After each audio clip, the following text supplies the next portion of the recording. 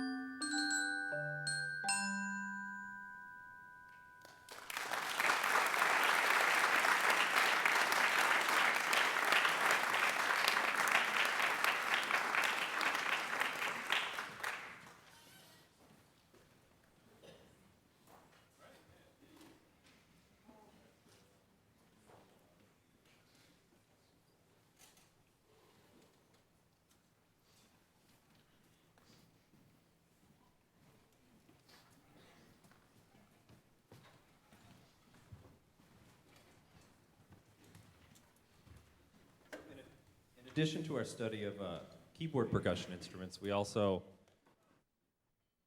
do quite a bit of study of the snare drum as an individual instrument, and sometimes that involves solo pieces. And these two pieces I thought would be nice to be paired together because they're both in what's called the rudimental style of drumming, which is what you might kind of envision, you know, a fife and drum group going down the street on 4th of July kind of would play like. Very traditional, a pretty uniquely American style of military drumming. The first one, played by Owen Vacheron, is a more traditional style by a composer named John Pratt, who was a drummer in the Army Band for many, many years and also composed original pieces in the sort of military marching band style. The second piece, played by Corey Hall in a moment, is a much more contemporary piece written more for a competitive on-the-field marching band by a composer named Scott Johnson, who is the percussion teacher and arranger and coordinator for a group called the Blue Devils, which is a very successful and competitive group in the field of drum corps marching percussion. So hopefully you enjoy these two rudimental snare drum solos.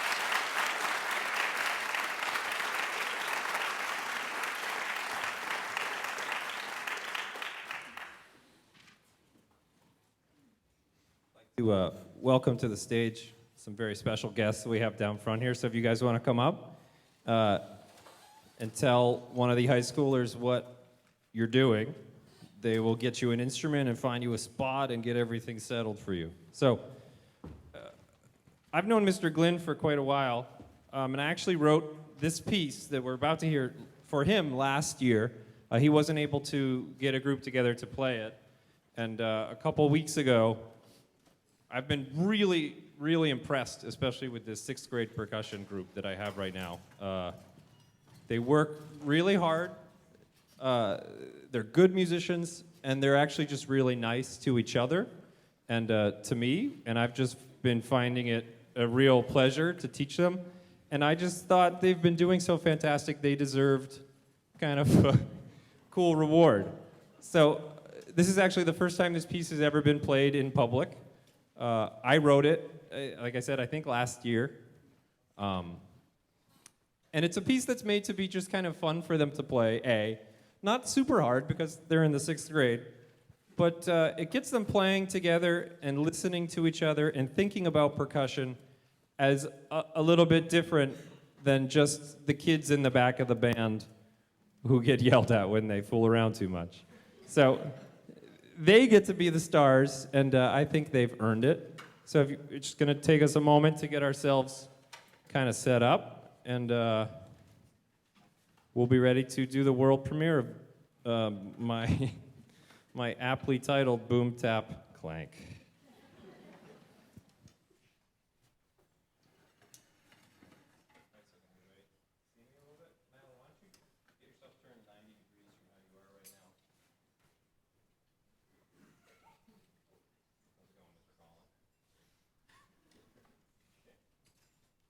Colin enjoys dancing.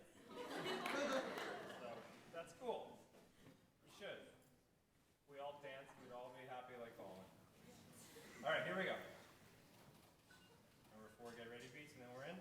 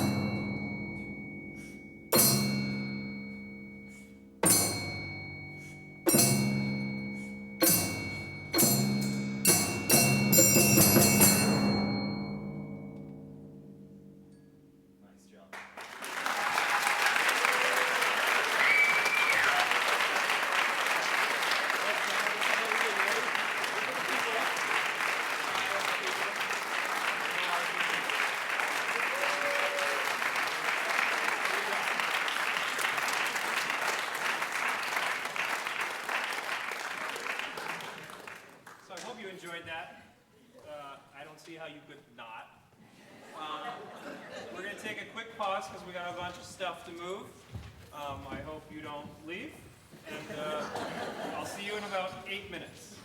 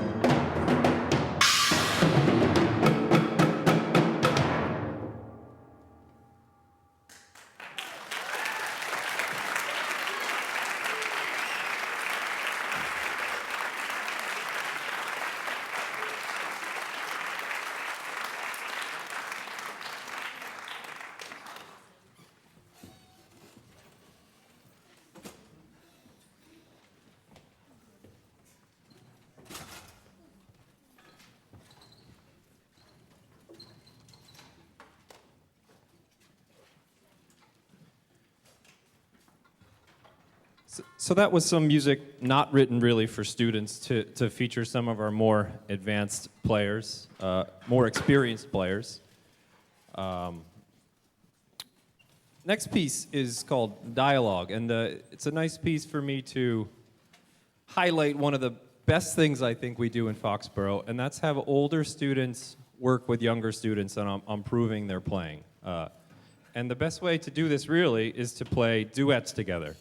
So this is going to be featuring Lizzie Peterson and Owen Vacheron on timpani and snare drum.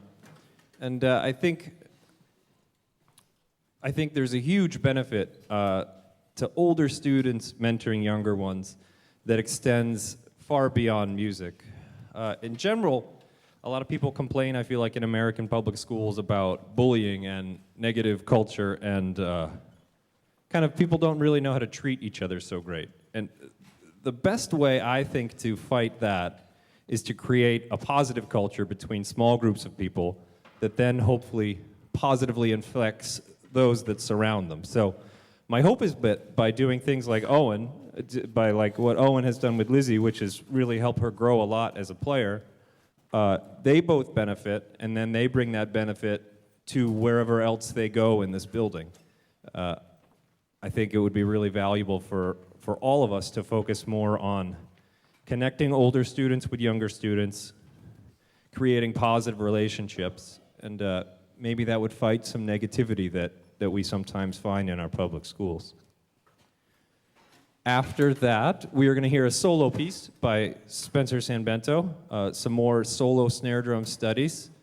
And then following that is an ensemble piece that's going to just feature some drumming skills, working on listening, watching together. You've probably noticed, I think so far tonight, I've done pretty minimal conducting. I don't think I've had my baton. I haven't been standing really in front of anybody. And that's the magic of chamber music, is that the musicians have to take care of everything kind of themselves. And it's very risky.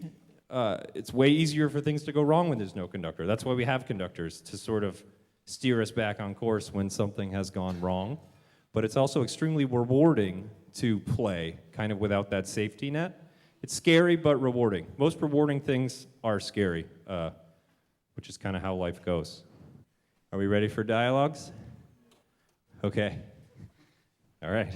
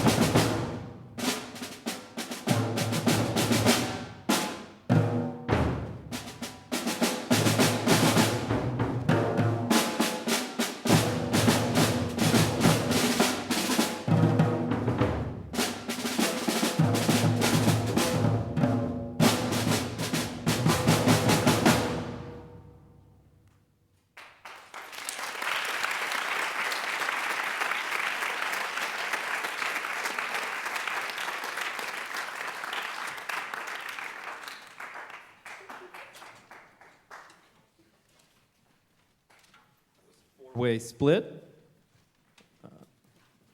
4 different parts happening. Requires quite a lot of listening. Also, watching each other's hands. It's a very valuable skill for percussionists to learn actually how to play together through watching and actually breathing together too. The slight intake of breath, if we all do it together, is a great comfort in actually playing together. The other reason too is eventually when percussionists play with wind instruments, a percussion instrument makes immediate sound, which is very nice in many ways. It can be a problem, though, when playing with instruments that require air to produce sound, because generally something has to begin vibrating before the instrument actually makes a sound. If it's a clarinet, the reed has to begin vibrating. If it's a trumpet, it would be their lips. And by breathing, oftentimes percussionists keep themselves from playing before everybody else, because generally a percussion instrument will start its sound much quicker than any of those other instruments. So by breathing, it helps us play together when it's just percussionists too, because just a gentle little from the person next to you really helps settle where you are. And it also is very valuable when we move on to play with non-percussive instruments. This next piece is very unique. The best way I can describe this piece is that it's a piece where the composer gives you one little bit of information at a time. And as over the course of the piece, these little bits combine into something very thick and very interesting, and then he gets rid of all the layers again, and then does the process over again. Some people have called this style of music minimalism, which I don't know if I agree with on some level. I know the composers themselves, at least Steve Reich, prefers the term process music, which I think is a much more accurate description of what's happening. This piece is a process, and it's a very interesting process that actually takes patience from the listener and the player, so hope you enjoy it.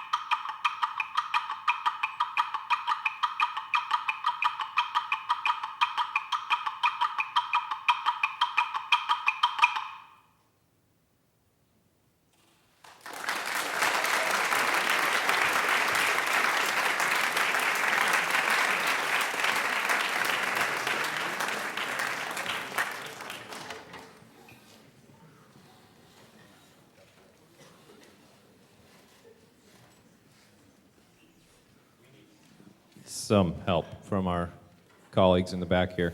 Can Owen just tell them what to move, or in the front, wherever they may be? The best and worst thing about percussion ensemble concerts is that there's a variety of stuff going on, meaning you get to hear a lot of stuff, but meaning we have to move a lot of stuff. So I appreciate your patience as we do this. We're going to do it as quickly as we can.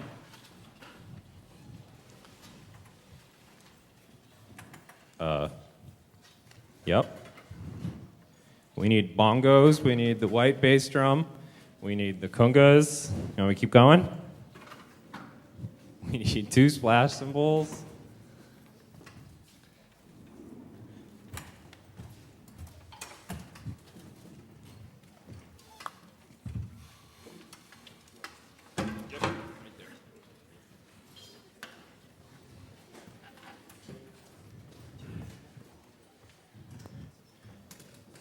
If you feel like you don't have a job, you can start getting things ready for the last piece of the program as well. You could set everything up behind us, then we don't have to wait between these two.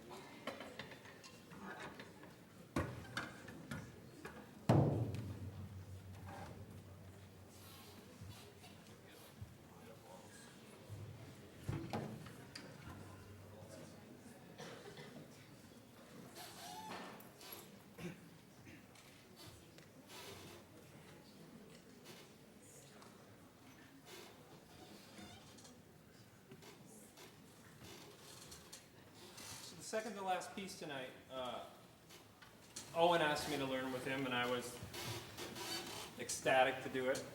It's been really fun. It's been a whirlwind. It's kind of a last-minute addition, but when a student like Owen says, Mr. Albro, will you learn a piece? I say, yes, I'll learn the piece. And then we go from there. I don't have anything particularly insightful to say to you, so here we go.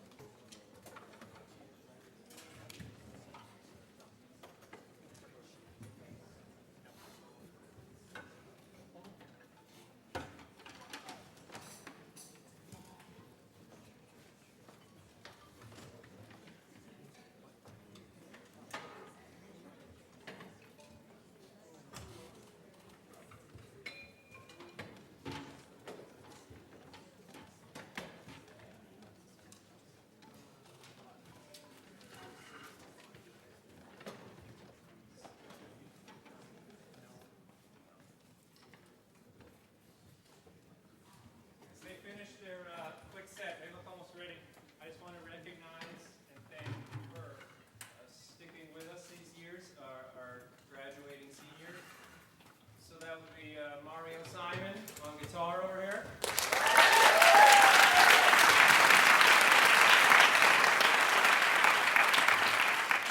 Sullivan Vacheron on xylophone.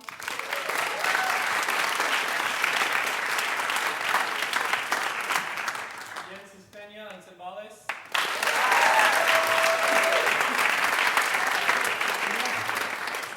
And Ethan Nypris on the marimba.